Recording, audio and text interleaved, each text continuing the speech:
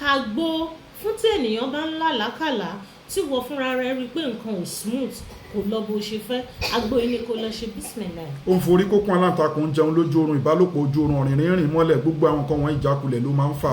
bá mi gẹ́ẹ̀tì ewé akọ rere akọ rere abo, ewé rere akọ àtabo, gbó sínú omi tó pọ̀ kó wá sẹ, rọra wá lọ́fíńdà 6 flower, bá mi rọra ṣẹ́ díẹ̀ sí, tó rọ́jọ́ méje ló máa fi lò, wàá wẹ̀ láàárọ̀ wàá wẹ̀ lálẹ́ wàá wẹ̀ láàárọ̀ wàá wẹ̀ lálẹ́, o lè fẹ́ ní ọṣẹ wẹ̀, o lè fi ṣanra, ó ti yé nísìn. fi fídíò ìránṣẹ́ káwọn èèyàn jẹ àǹfààní ẹ̀.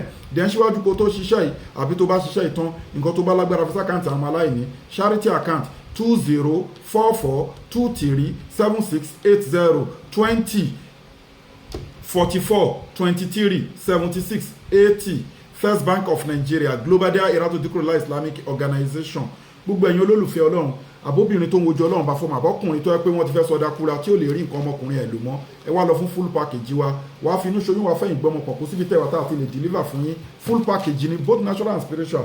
ẹ get àwọn product wa made in India packed in South Africa, wọ́n wá effective gidi lórí èké ìpèníjà tó bá wù kó dojú kẹ̀dá. ètò àwẹ̀ wà tá a fi yanjú problem fáwọn èèyàn, ètò àdúrà wà, ètò sàárà wà, ètò àlùkùránì wà, àwọn àlálẹ́ powder wà lóríṣiríṣi yàtọ̀ sáwọn brand product wa yìí. ẹ contact wa lórí +234 810 913 1425. ẹ WhatsApp wa lórí +234 810 913 1425. a wà ní Abraham Adesanya Lekki Ajah Etí Ọ̀sà Lagos.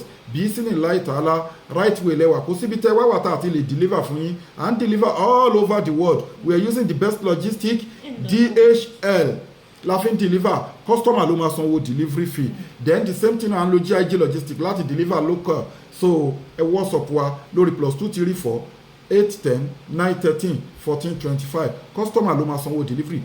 lórí èyíké ìpèníjà èèyàn wà lórí àárẹ̀ ni, ayé ń dàyàn láàmú ni, èèyàn ń wojú ọlọ́run bá fọmọ ni, nǹkan ọmọkùnrin ẹ̀ ò ṣe déédéé ni, cancer ni, diabetics ni, asthma ni, gbogbo oríṣiríṣi àwọn nǹkan bẹ́ẹ̀ yẹn ẹ contact wa fún bí sínú láì tààlà. ẹ dúpẹ́ fọlọ́run, ẹ máa rí bá ṣe, ẹ lọ wo page wa, ẹ rí bá ṣe ń send nǹkan all over the world, ẹ dẹ̀ lọ wo comment àwọn èèyàn lóríṣiríṣi. ètò àwẹ̀ ni, ètò àdúrà ni, ètò sàárà ni, àwọn àlálẹ́ powder lóríṣiríṣi tó ń jẹ́ special yàtọ̀ sáwọn brand product. ẹ pè wá sí business láì tààlà right way lẹ́wà, kò sí ìrújú kan.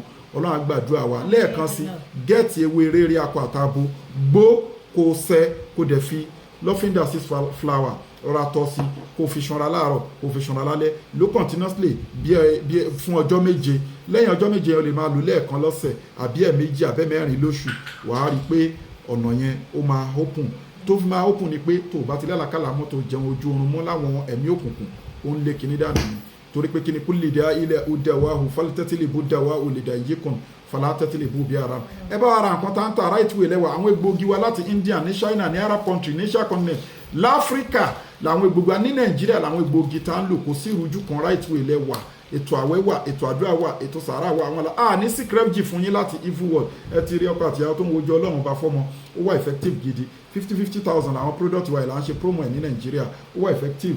prostate enlargement powder master fún àwọn ọkùnrin, oríṣiríṣi ẹ̀rí bulldozer met fibroid, oyún ìjú àti blocking tube àti bẹ́ẹ̀ bẹ́ẹ̀, all in one prevention treatment cure. ó dẹ̀ wà halal, gbogbo product wa ló wà halal, ló wà scientific approved. transformer 1100 power fún ọkùnrin tí ò lè ta kébékébé, memory booster ìsọ̀yè ìleham fọmọdé àti fún àgbàlagbà tó ń gbàgbé nǹkan, miracle leaf, senna leaf tá a fi ewé ọ̀tọ̀ọ̀tọ̀ 100 àti máa zemzem tá a fi preserve, wọ́n wà effective gidi.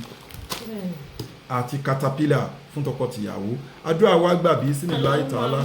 ẹ rí bá ti ṣe ìrọ́nà gbẹ gbogbo ẹ̀yin customers wa gbogbo ẹ̀yin fans wa òkè òkè lẹ́ẹ̀ máa lọ. ogun tó bá ti ṣẹ́ nínú ìgbésí ayé yín kò ní gbérí mọ́, inú yín máa dùn, ayọ̀ yín máa kún. bá wa fi fídíò yìí ránṣẹ́ káwọn èèyàn jàǹfààní ẹ̀. inna li izzata lillahi jami'a, gbogbo agbára ọlọ́run ọba lónìí. má sálàmù wa ilal liqa'i. Thank you.